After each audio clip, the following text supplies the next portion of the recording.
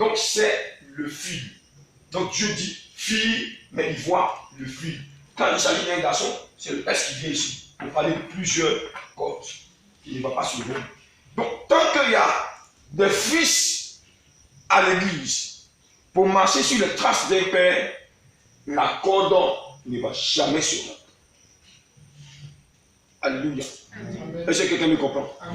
Est-ce que quelqu'un me comprend? Amen. On peut acclamer le Seigneur sur la vie. Donc il était important que je vous révèle ça, je vous explique ça de façon claire pour que chacun nous comprenne.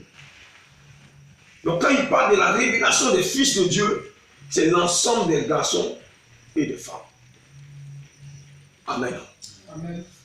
Est-ce qu'on peut continuer? Amen. Voilà. Donc, Dieu voulait donner à la langue française, comment on dit fils en anglais? Son. Son. S-O-N. C'est son. Son. Fils en anglais, c'est son. S-O-N. Amen. Amen. Voilà. S-O-N. Par rapport à la destinée, quand Dieu a confondu les langues au niveau de la tour de Babel et par rapport au projet qu'il avait pour la langue française, pour ceux qui vont partager la langue française, Dieu avait une vision pour eux. C'est pourquoi il y a ce détail, cette révélation dans le mot fils et le mot fille. Amen. Ceci va nous emmener à pouvoir entrer dans l'étude de la relation d'un père et son fils, d'un maître et son disciple. Donc ça va nous donner d'étudier Élie et Élisée. Amen. On va étudier Élie et Élisée. Entre Élie et Élisée, qui était le père? C'était Élie qui était le père. Amen. Donc il était le père, en même temps il était le maître. Et Élisée était son disciple. Amen.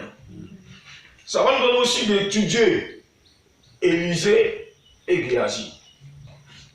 Amen. Et enfin, ça va nous donner d'étudier Paul et Timothée. Alléluia.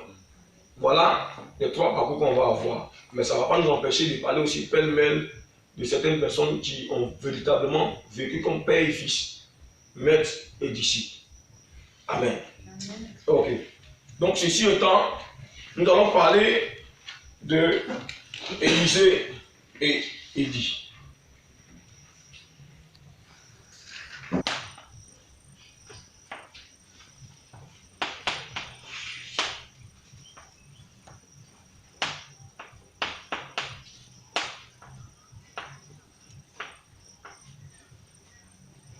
Voilà.